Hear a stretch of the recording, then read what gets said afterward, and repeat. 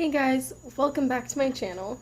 Today I wanted to talk about where my mental health is now because I haven't really said where I'm at since around, I think it was March or February. So a lot has changed since then. Basically, after that video, not long after, there was an incident where I got injured internally and I had to get a lot of tests done and stuff like that. And there was one problem I never I'd never found out what it was. Like, all I know is that there's red spots on my stomach lining. And they said they did a biopsy and then they never called me with the results. But I do have to get another endoscopy done in a month-ish. So yeah, that like set me back a little bit, and then I was okay. And around the same time, I just found out some news about my ex-boyfriend, and it really upset me. And then throughout the last few months, like that all happened in the end of March. From March until now, I just keep finding stuff out about my ex-boyfriend that just keeps like hurting me so much. So I'm trying to deal with that. And then I think it was the beginning of May, something like really traumatic happened. It just kind of set me into this like downward spiral, but like I'm fighting, guys, like don't worry. I'll be fine. Basically what's going on is my complex PTSD symptoms are getting severe, and found out yesterday, so are my bipolar symptoms, so I'll get into that because I finally found out what type of bipolar I am. Okay, so the symptoms I'm having from the CPTSD, sorry, like, my memory is really, really bad right now from all of this, so I literally, like, to know what symptoms I have, to, like, be able to remember them, I have to look at a list of symptoms.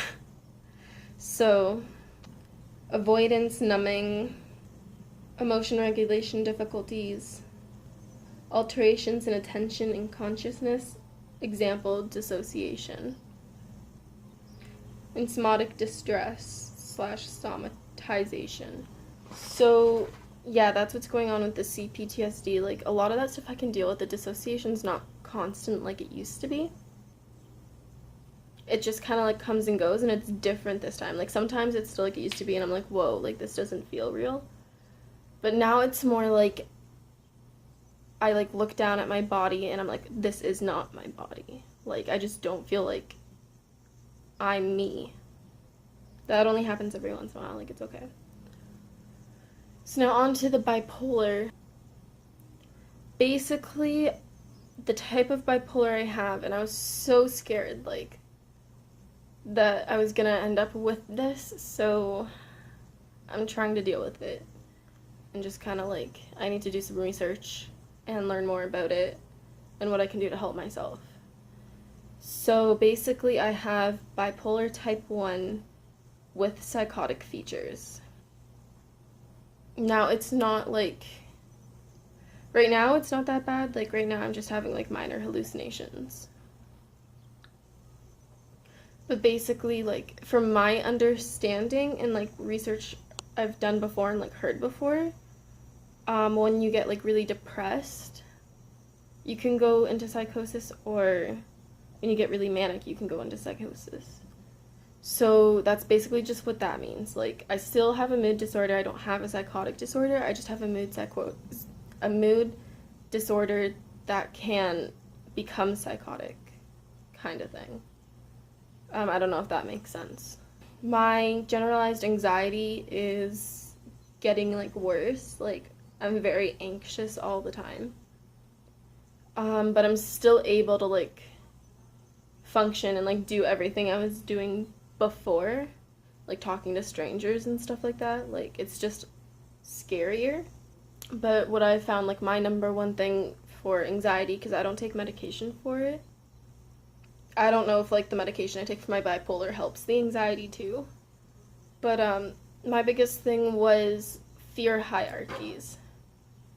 So if you don't know what that is, it's basically like you start at the bottom and you make a list of things that provoke anxiety from like 0 to 1 on a scale of like 1 to 10, like 10 being the highest, all the way up to a 10. And you do each thing until you do it over and over again until you stop getting anxiety, and then once you stop getting anxiety, you go up to the next thing, and then you do that over and over again. You might have to do it 7, 10, 15 times, and you have to do it for at least 30 minutes.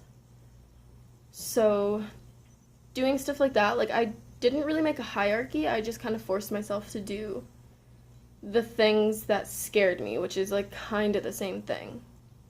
I move out in less than a month. I do want to do a moving vlog, so I just don't know if I'll be able to, because obviously currently I live in supportive housing, and obviously like the only place here I could film is my room because of like confidentiality and stuff like that for the other residents and the staff. So I'll probably like, I don't know, I'll try and figure something out on how I can vlog.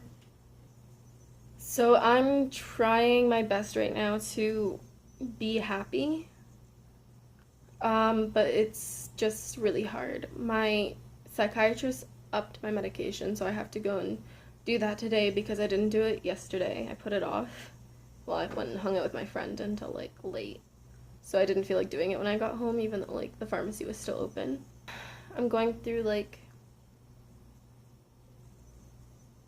just a lot of negative emotions from heartbreak and the trauma, and I'm just trying to deal with that the best that I can. I know I could be doing better, like I'm not coping the healthiest right now, but it's all about like retraining your mind, and that's a really hard thing to do. You have to like rewire everything. I just want to be real with you guys, and I want to document my mental health. Like, I'm not doing this to get views and get money and all that kind of stuff. I'm doing this because I want to look back on my journey and see the ups and downs and see how strong I can be. So that way later in life, because these are illnesses I'm going to have for the rest of my life, when things get hard, I can look back on either the times that were good and all the funny stuff, or I can look back on the other times that were hard that I made it through. So thank you for watching. I hope you enjoyed. I don't want anybody to be worried. I'm going to be perfectly fine. I've gone through all this before, and I made it through the other end, and this time it's not even close to as bad. So I'm all good. I've got the support I need. I'm taking my medication. I'll be fine. So like and subscribe, and I'll see you guys next time. Bye!